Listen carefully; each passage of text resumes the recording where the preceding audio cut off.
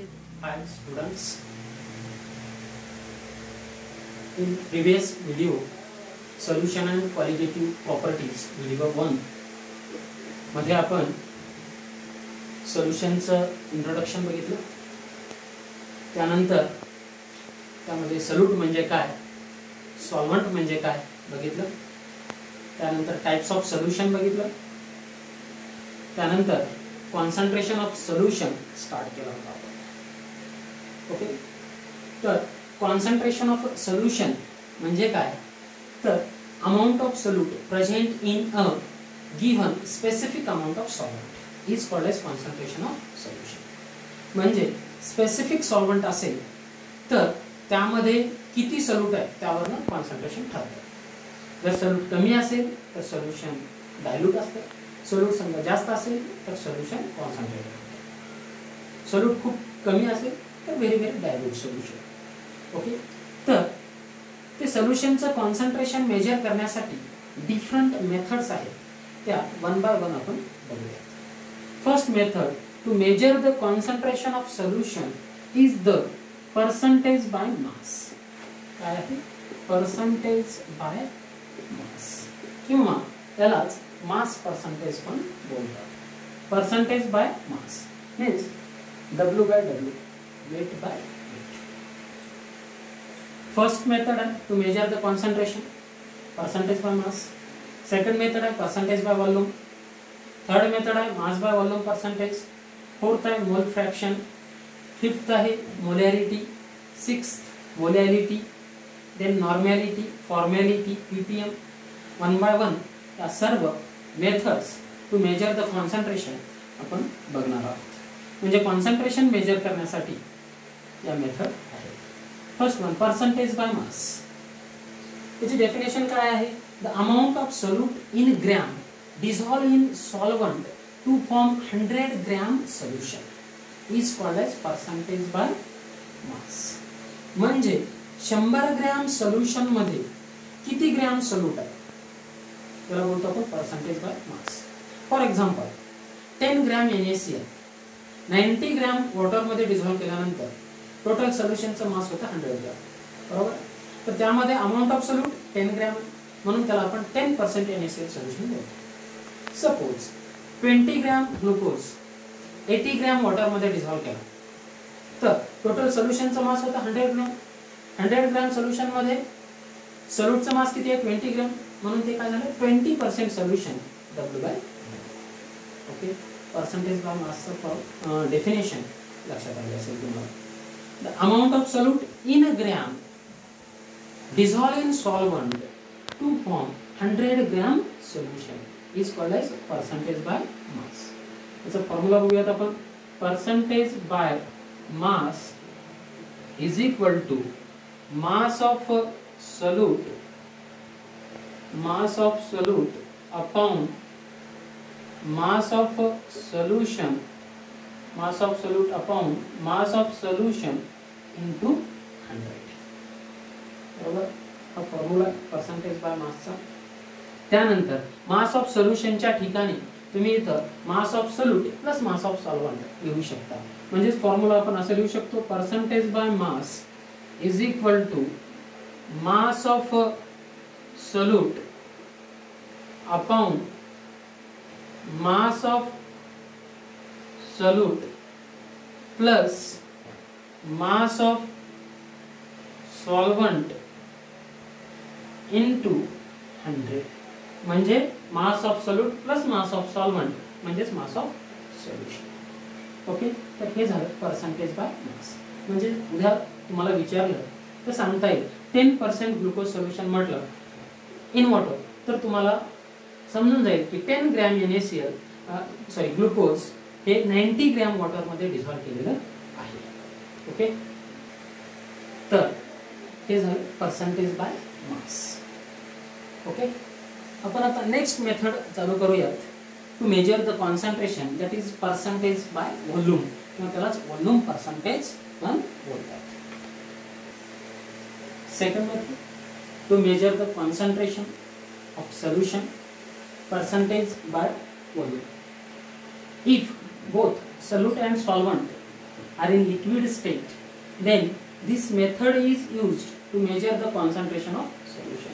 म्हणजे जर दोन्हीही लिक्विड स्टेट मध्ये असतील, सोल्यूट आणि सॉल्व्हंट, ही मेथड वापरली जाते. Percentage by volume, V by V, volume by volume.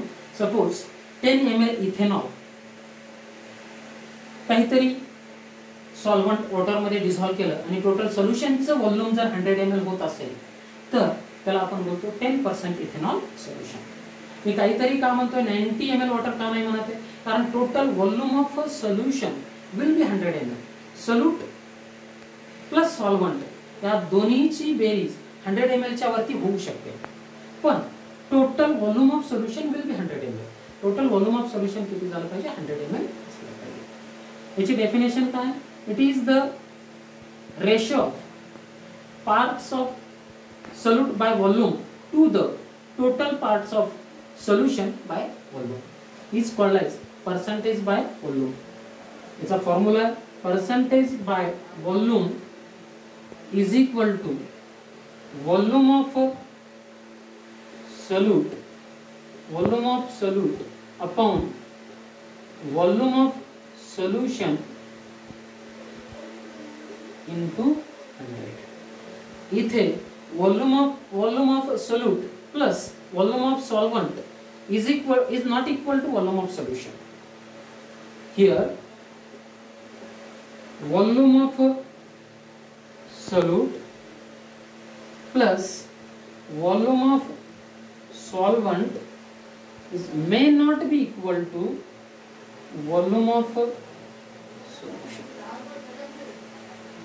असेलच असं नाही, कधी असू शकतं किंवा कधी नसू शकतं. If there voids are present in the solute molecules मध्ये जर व्हॉइड्स असतील तर ते व्हॉल्यूम. सपोज HCl 10 ml घेतला आणि 90 ml वॉटर मध्ये डिसॉल्व्ह केलं तर ते त्याचं व्हॉल्यूम टोटल 100 ml होत नाही.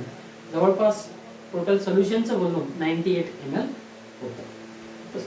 बट इथं total volume of solution should be 100 ml. म्हणजे percentage by volume is the parts of solute by volume to the total parts of solution by volume. त्यानंतर next point, third, mass by volume percentage. Third method to measure the concentration, mass by volume percentage, W by V. Means here solute in gram and total volume of solution should be 100 ml. Okay, this method to measure the concentration of solution is used in pharmaceutical industries and in pharmacy to measure the concentration of solution. Okay, its definition काय? The amount of solute in gram dissolved in solvent to form 100 ml solution. इथं total सोल्युशनचं volume 100 ml झालं पाहिजे. त्यामध्ये सोल्यूटचं मास in gram पाहिजे. Okay, म्हणजे सोल्यूटचा मास घेतोय आणि total सोल्युशनचं volume consider करतोय, म्हणून याला बोलतो आपण W by V. डेफिनेशन आणखी एकदा ऐका.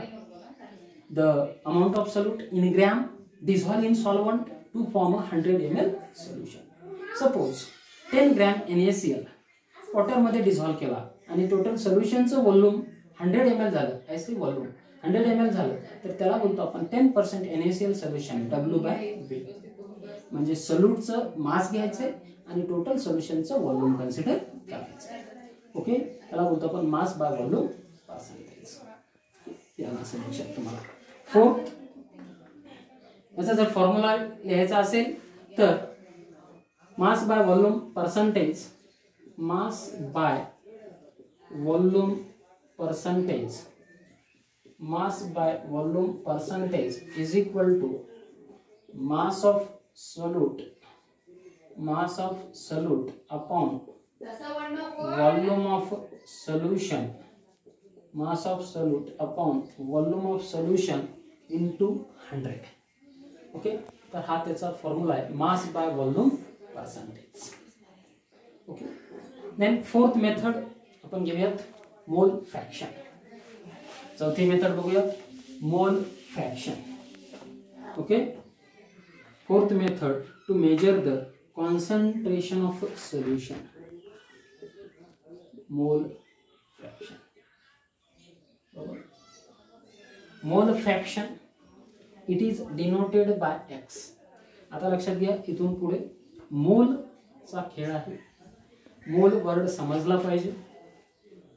आपल्याला 11th मध्ये some basic concepts of chemistry मध्ये मोल म्हणजे काय शिकवलं.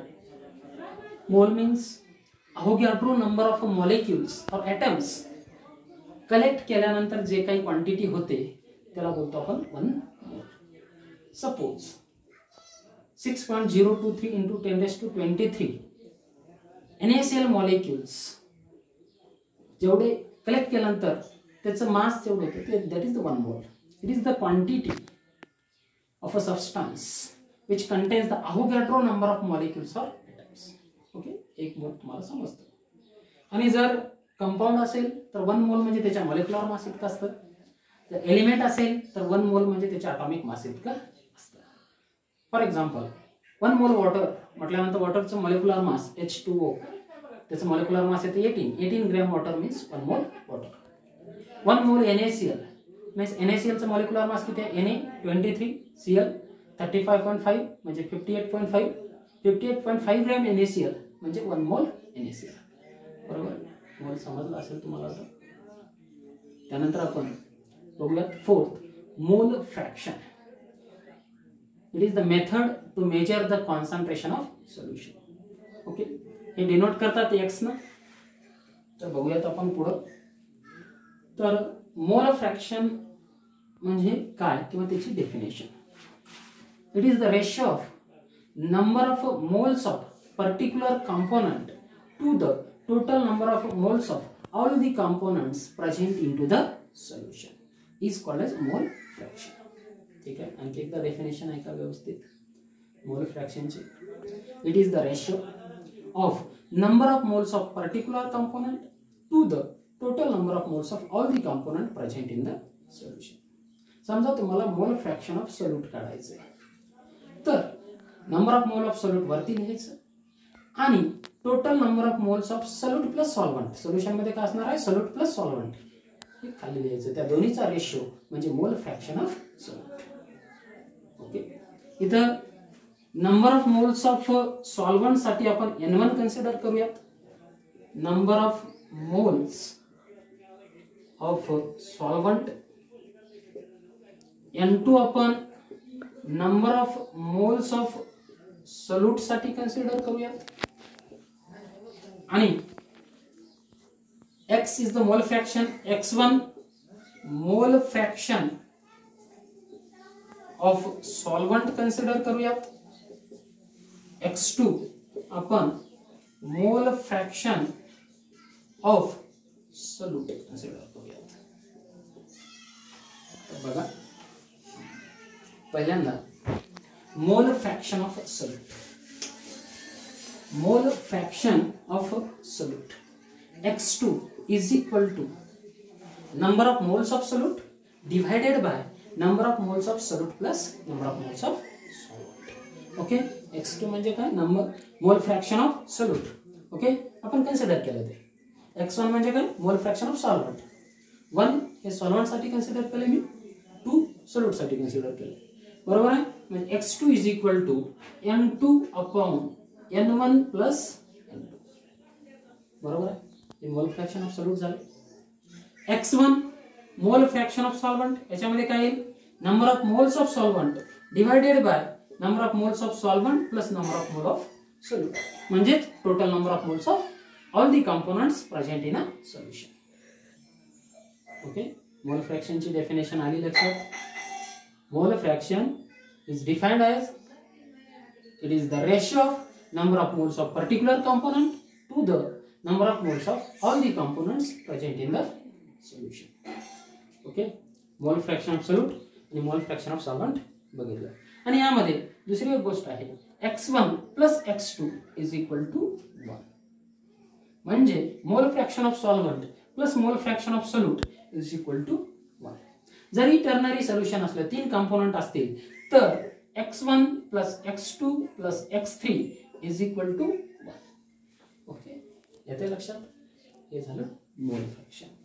प्रत्येक पार्ट वरती न्यूमेरिकल्स पण आहेत, ते आपण पाहू. त्याच्या अगोदर आपण नेक्स्ट पॉइंट घेऊयात, molarity. Okay, molarity. Next method to measure the concentration of solution, molarity. It is denoted by capital M. Molarity it is denoted by capital M. बरोबर, फेमस मेथड. कॉन्सन्ट्रेशन मेजर करण्यासाठी बऱ्याच वेळा use केलं जातं molarity. Molarity capital M न denote करतात, molarity small M न denote करतात. लक्षात ठेवा, कॅपिटल एम दिसल्यानंतर मोलॅरिटी असेल, स्मॉल एम दिसेल मोलॅरिटी असेल. ओके, तर पहिल्यांदा मोलॅरिटी म्हणजे काय आपण बघूया. It is the number of moles of solute present in 1 litre of solution is called as molarity. Definition व्यवस्थित आहे का म्हटलं तर लिहून घ्या. आणखीन एक सूचना आहे की व्हिडिओ पाहत असताना अशा ठिकाणी बसा की जिथे कोणी तुम्हाला डिस्टर्ब करणार नाही, एकांत असेल. व्हिडिओ बघायला चालू केल्यानंतर पूर्ण व्हिडिओ पाहत एकत्रच, आणि व्हिडिओ पाहत असताना सोबत नोटबुक आणि पेन सोबत ठेवा, आणि मध्ये मध्ये व्हिडिओ पॉज करून ज्या काही गोष्टी मी सांगतोय, डेफिनेशन्स, फॉर्म्युले, ते लिहित चला. व्हिडिओ पॉज करून तुम्ही लिहू शकता. ठीक आहे, आपल्या रेग्युलर कन्सेप्टकडे या. मोलॅरिटी याची डेफिनेशन आहे, it is the number of moles of solute present in 1 decimetre cube और 1 litre of solution. 1 decimetre cube म्हणजेच 1 लिटर. 1 डेसिमीटर क्यूब म्हणजेच 1 लिटर. 1 सेंटीमीटर क्यूब म्हणजे 1 ml. तर तुम्ही डेसिमीटर क्यूब म्हणू शकता किंवा लिटर म्हणू शकता. Number of moles of solute present in 1 litre of solution is called as molarity. Okay, म्हणजे थोडक्यात सांगायचं झालं तर काय, टोटल सोल्युशनचं व्हॉल्यूम 1 लिटर झालं पाहिजे. सॉल्व्हंट 1 लिटर घ्यायचा नाही, सॉल्व्हंटचं व्हॉल्यूम 1 लिटर नकोय, टोटल सोल्युशनचं व्हॉल्यूम 1 लिटर पाहिजे. तर थोडक्यात काय, समजा आपण 1 मोल ग्लुकोज वॉटरमध्ये टाकला, तर टोटल सोल्युशनचं व्हॉल्यूम 1 लिटर व्हायला पाहिजे. वॉटरचं व्हॉल्यूम 1 लिटर घेऊन त्याच्यात 1 मोल ग्लुकोज टाकायचा नाही, टोटल सोल्युशनचं व्हॉल्यूम 1 लिटर व्हायला पाहिजे. विथ